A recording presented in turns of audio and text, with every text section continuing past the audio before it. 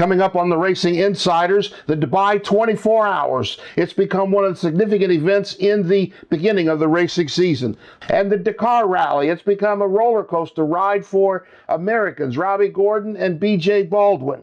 And the Monte Carlo Rally. It's just underway in France, the beginning of the World Rally Championship season. All of that's ahead on the Racing Insiders.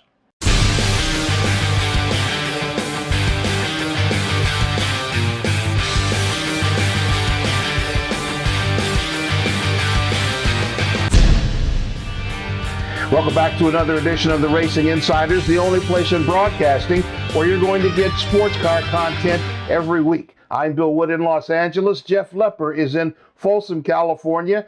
Jeff, a major event, the Dubai 24 Hours. In just 9 years, it's become one of the significant events early in the racing season. Won by Stadler Motorsports, their first overall win. What do you know about the event?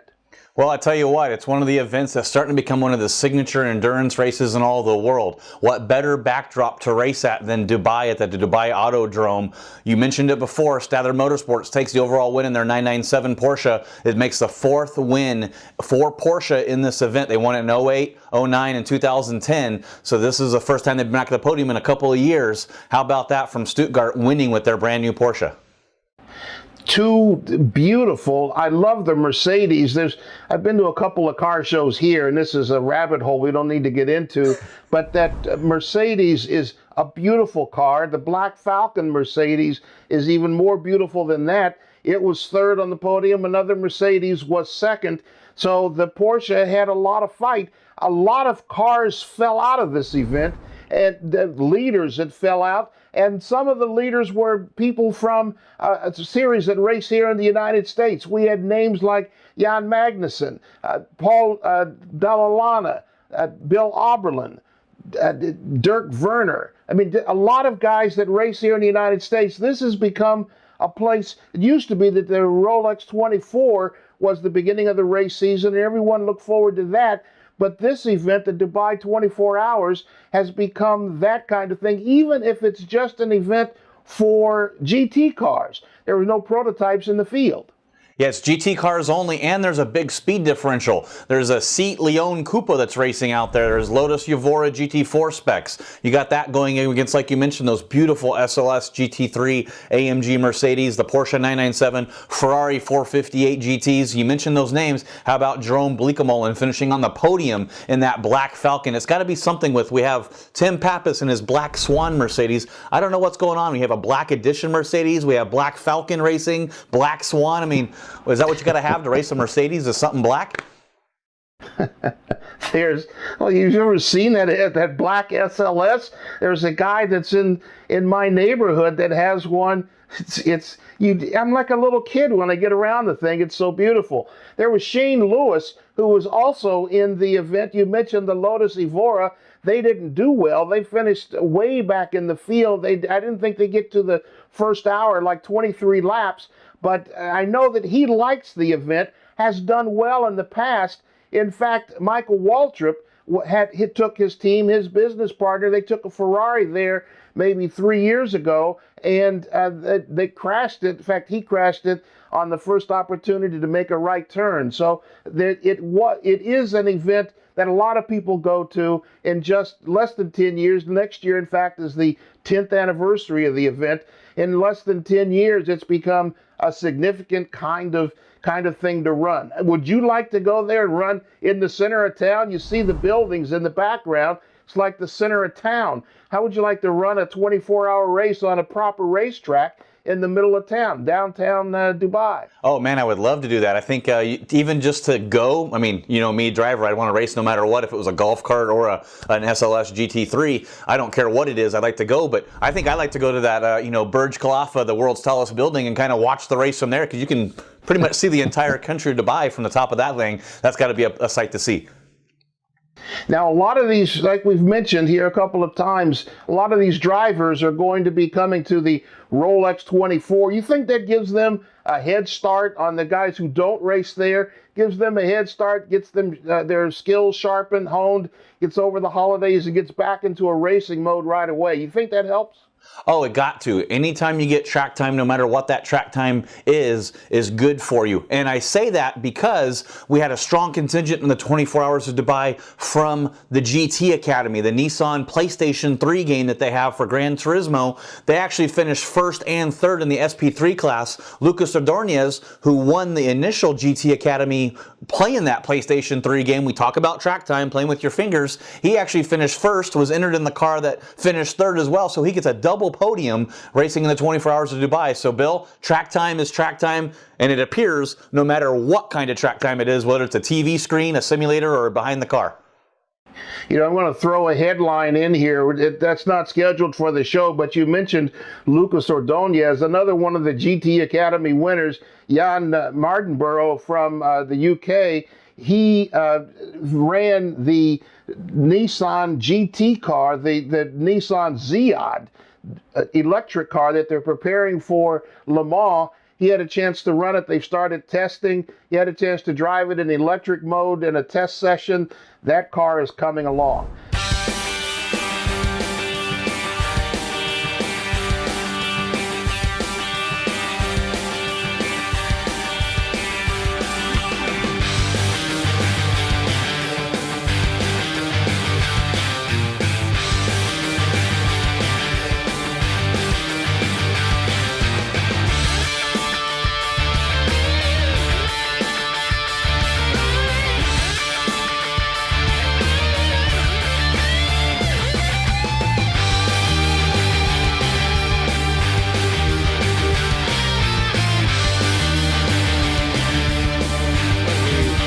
One moment I start to feel the steering wheel was not straight anymore, and I felt something was going wrong in the front, and also when I brake, the tire was moving and touching the chassis. We stopped, and then we realized that we have a broken chassis where the front suspension fixed, and Timo make with a belt and some ratchets, he really repaired it well, and repair it, fix it, and then we could come to the end slowly. The Dakar Rally is ongoing still, the arduous adventure, 2 weeks. It'll end this Sunday, the 18th, in Valparaiso, Chile. It's an up and down roller coaster ride for the Americans, Robbie Gordon and BJ Baldwin. BJ has been getting faster consistently. He's the only car on his team. The other car, Gurlane Chicherit, he went out, the car burned to the ground last week, so he's been getting a lot of resources and a lot more attention on his Chevy-powered, they call it a pickup truck, but it's more of a buggy that was built in La Jolla, California. Robbie Gordon, though, had some problems, and he was coming back, Jeff, and he had some problems Sunday. What happened? Yeah, Robbie Gordon's had problems since day one with vapor locking on his car. They said they don't know what they've done. They don't know if the organizers or the fuel suppliers have had a different additive. It's the same thing they've ran last year and the year prior on fuel. They're all perplexed. I mean, we were talking on Sunday, they were talking about changing radiator positions. And when you make a wholesale change like that to a car in the middle of a rally, I think your rally's pretty much over. And I think the best thing that Robbie Gordon can try to do now is just go for stage wins and try to get that moral victory for himself, the team, and just finish the Dakar Rally.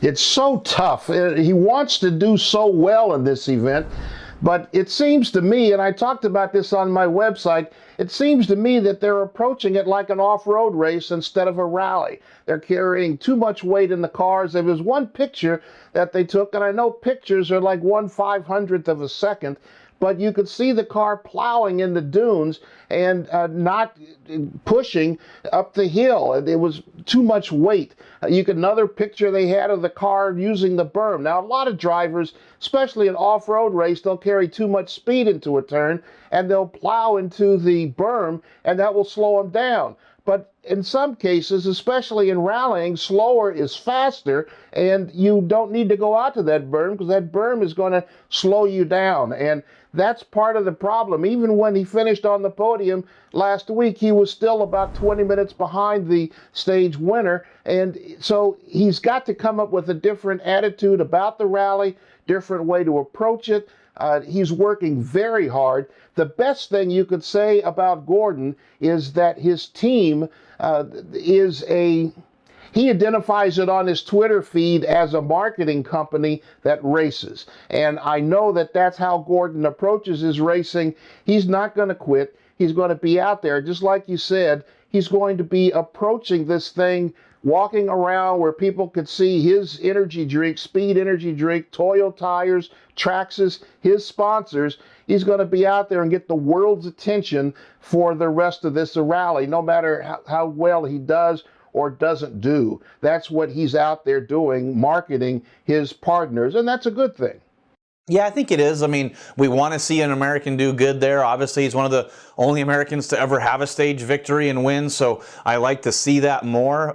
We always try to cheer him on, but how about those sponsors that he is providing for? Speed Energy's on the up and up. We talked about Hummer, that they've been in and out of bankruptcy and getting purchased, but he's still carrying on. His new car is more of a stadium truck that's been modified for the Dakar Rally for his Stadium Truck Series. But then he talked about the Toyo tires. Now, I remember watching over the weekend where Stefan Pitta-Hansel had 6 punctures on one of the stages, and I think up to that point, Robbie Gordon had 0 punctures. So yes, he is doing that marketing game for Toyo tires, Speed Energy, Traxxas like you mentioned, and he's playing it well.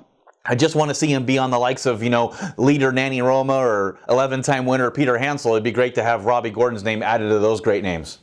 He's certainly fast enough. I just appreciate the effort that he has made. He's spent millions to do well in this event, and every year something different comes up. It's very hard for him. I can only imagine how difficult it is for him.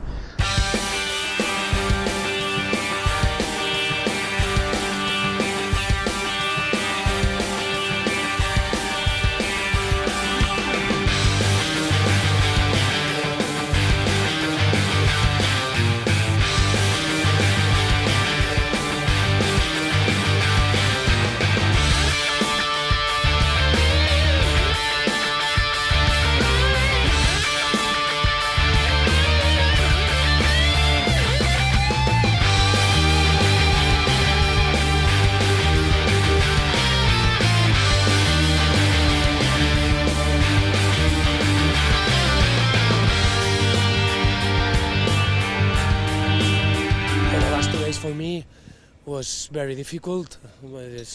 My body was not perfect. I was sick, but now I start to feel much better, and I hope that this is finished and I can spend all my energy on riding the bike and keep focused on the navigation. That's the Dakar Rally. Robbie Gordon, BJ Baldwin, the Americans that are in the event. We'll have more next week, but for now, let's go to the Monte Carlo Rally, the start of the World Rally Championship season, right after this. We'll be right back. This segment of the Racing Insiders was brought to you by GoRacingTV.com, for racers by racers. Want to keep up with all the racing action at the track? Well, download the new Go Racing TV iPhone and Android app. And remember to like us on Facebook and follow us on Twitter. Welcome back to the Racing Insiders. So many things getting started now with the racing season getting underway already in January. Like we said earlier, it used to be the Rolex 24 was the beginning of the racing season, but now we've got the Dubai 24 Hours, Dakar, and now the Monte Carlo Rally.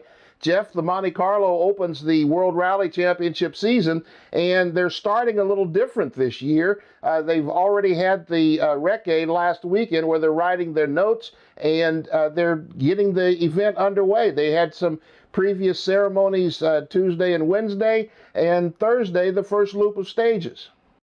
Yeah, it's going to be interesting to see how the season plays out. A lot of good stories coming out. One of those that's my favorite that I'm waiting to see is how Hyundai is going to do. Terry Neuville and Danny Sordo going over to that team. I'm going to see how that plays out this weekend. Really pay attention to that. I also want to see how Robert Kubica is going to do. Very impressed with Ford. He's already won a rally in the Fiesta here earlier this year in Finland. A little practice rally, I guess. So it's going to be interesting to see how that plays out this year in WRC. The Monte Carlo Rally is such a tradition. It used to start in 4 different locations, and then everybody would go to one area, and then they'd run stages to the end. But now They've started in one place. They've moved that start now to Gap, France, the home of Sébastien Ogier, the defending champion in the World Rally Championship, drives for Volkswagen. But they also have some other changes underway. The Monte Carlo is always unusual, but this year, like we've mentioned, they had the recce between Saturday and Monday, followed on Tuesday by the traditional starting ceremony in Monte Carlo, and then they had a shakedown on Wednesday on a road course of all things at a new central service park in Gap, and the competition got underway today with a first loop of 3 stages, won twice. So there's a lot of things that are going on that are very different with the Monte Carlo rally this year. When you mention Hyundai, I love the business of sports. Their team is coming out sponsored by Shell, and I wonder, and I don't know if you know this, but I wonder if Shell got any pouring rights for the Hyundai cars that are coming off the assembly line.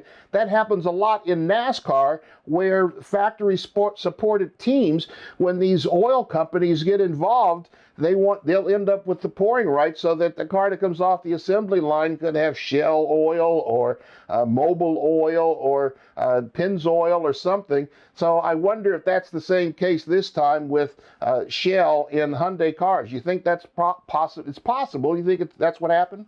Oh, I absolutely believe that. We see that with the oil now. We've seen it with tires, where most of the high-performance cars are either getting Michelins or they're getting Pirellis. A lot of that starting to go on, where not only cross-promotion in racing, but cross-promotion in the marketplace for the consumers. It's that whole race on Sunday, sell on Monday mentality.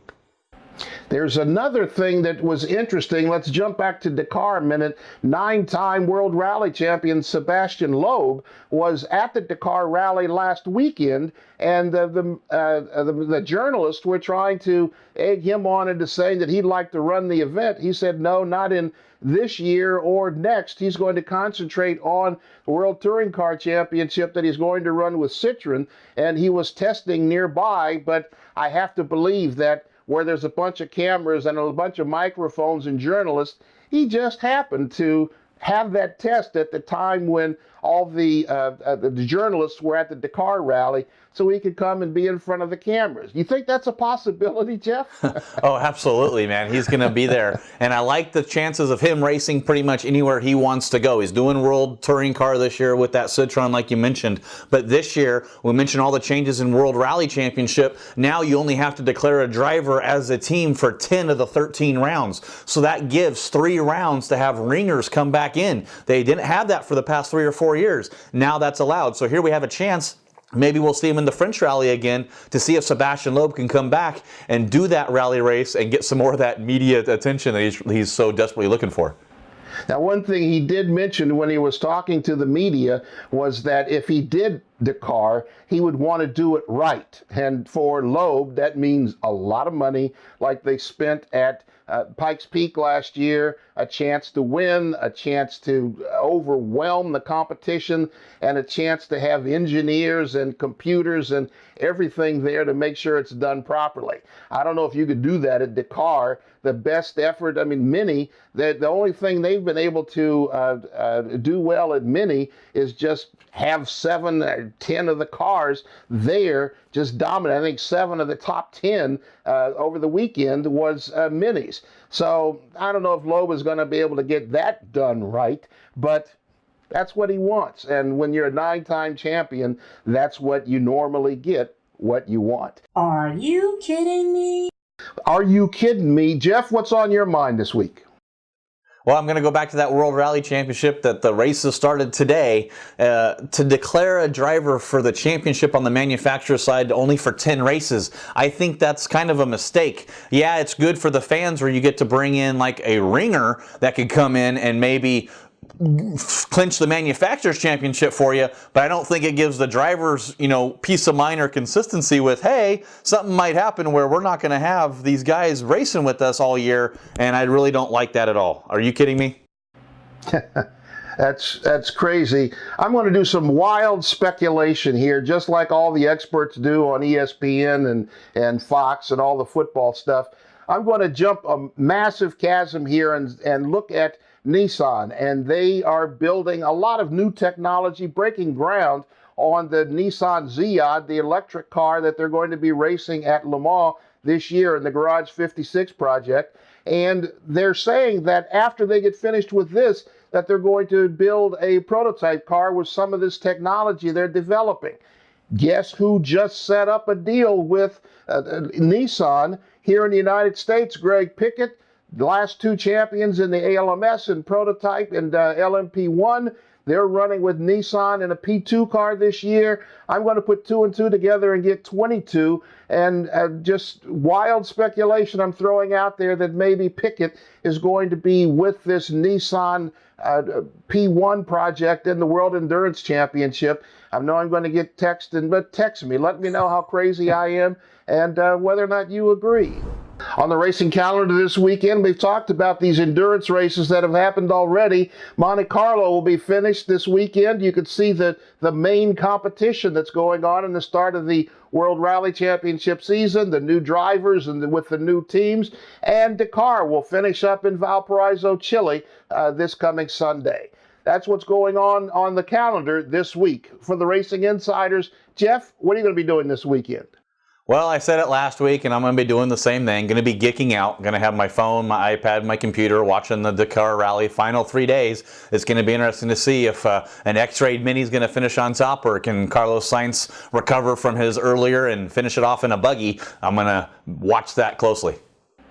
That'll be pretty crazy. You know, we talked about Loeb being at the Dakar Rally. The other reason why he showed up was that it was at the Red Bull compound with media around and Red Bull everywhere. Funny how that works. I'm going to be watching Monte Carlo with all the new teams and who's going to be with the new guys and how the new people are going to fare with these new teams. Or is Sebastian Ogier going to continue where he left off last year with Volkswagen, running away with everything? That's the Racing Insiders for this week. For Jeff Lepper in Folsom, California, I'm Bill Wood in Los Angeles. Take care of each other and respect each other. Look forward to seeing you next week. Peace.